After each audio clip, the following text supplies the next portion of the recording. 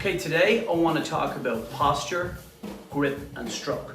Just those three fundamentals, mostly for beginners, but it's also cool for people who've been playing for years to just have a quick rethink and look at this idea. As much as I can, I try to keep a straight back.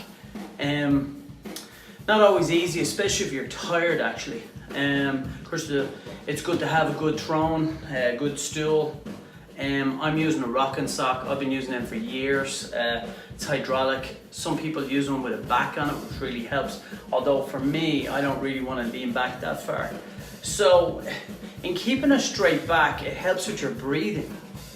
So if you want to play for long periods of time and keep your dexterity up and your stamina up, it's good to try and keep, a good central position.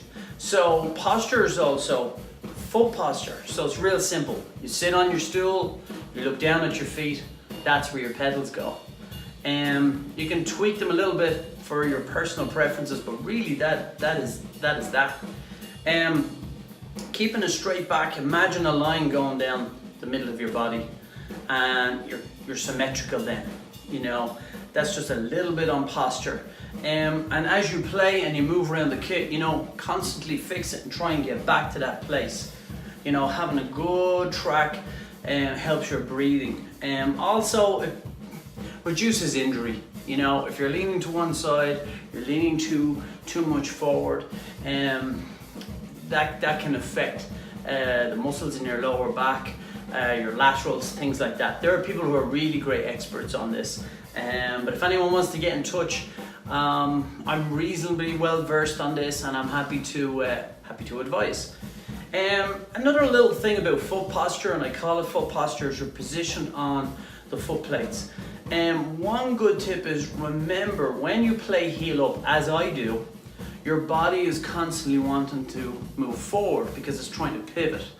Because of course when you play flat-footed, your body is utilizing gravity and you're centered and the mass is going this way. As soon as you lift your heels up, your body naturally wants to fall forward. And of course we get used to that. So that affects your core, affects your back, can also affect your knee. Make sure that the line from your hip to your knee to your foot is all going the same way.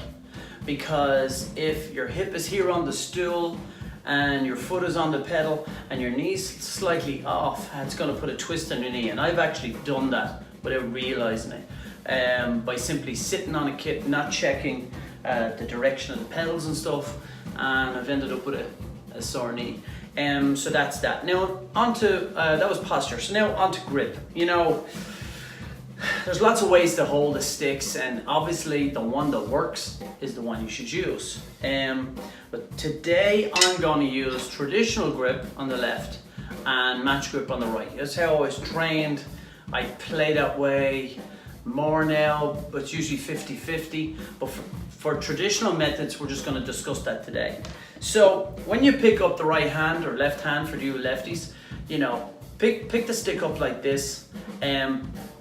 Right at the fulcrum point, depends what model sticks you're using, but a good little tip I use is have maybe an inch of the stick at the back of the ridge of the hand. That's usually good balance. So you pick it up like this, bring the fingers naturally around, and that's your grip. In terms of molar or using traditional grip and stuff, I like to be able to see the back of the hand on the right hand. This means I'm using the wrist. So that's grip, that's the relationship, grip with the wrist action, okay? Traditional grip, of course, it's best to look this up yourself. I don't want to go into that today, but you're looking at 3.5, 4 inches, 3.5 inches behind the joint at the thumb, and you're coming in at this angle. I usually say 20 to 4, imagine that the pad, the snare is clock face, and so you're assuming at 20 to 4. Now of course, as you play, this is going to change because of movement, but this is a good starting point to have nice symmetrical mirrored motion. And so now we look at the stroke.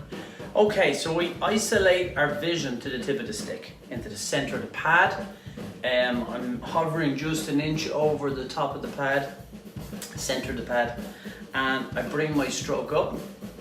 So you see the bend here in the wrist. You know, I'll put the sticks down for a second. The wrist is the engine that drives drumming technique. You know, and the more relaxed you are, the better flow you have, the better feel you're going to have on the kit. We'll talk about that another time. So here's the right hand stroke. You want to get it nice and consistent, sound wise as well. But we're not too worried about sound today. You know, and I'm actually just using the weight of the stick. I'm not using any, I'm using a little bit of motor, but I'm not using any muscle. Now the left hand's a little bit different, of course. It's almost like a figure eight. I have this, you know, 20 to 4 position, as I said before. I'm bringing it up like this and down. I'm releasing the stick a lot in my technique. You know, just letting the stick do whatever. You just play some right lefts. And you're trying to, like I said, you isolate your vision to the tip of the stick. So the object is to make target in the middle of the pad.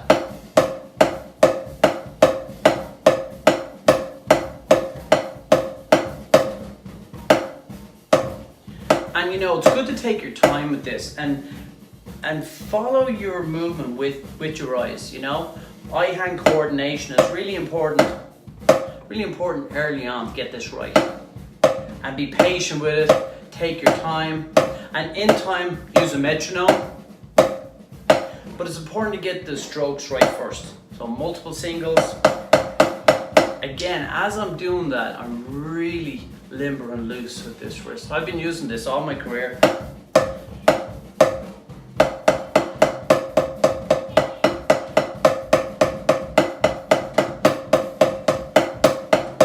So I hope some of that helps, and I'll see you next time.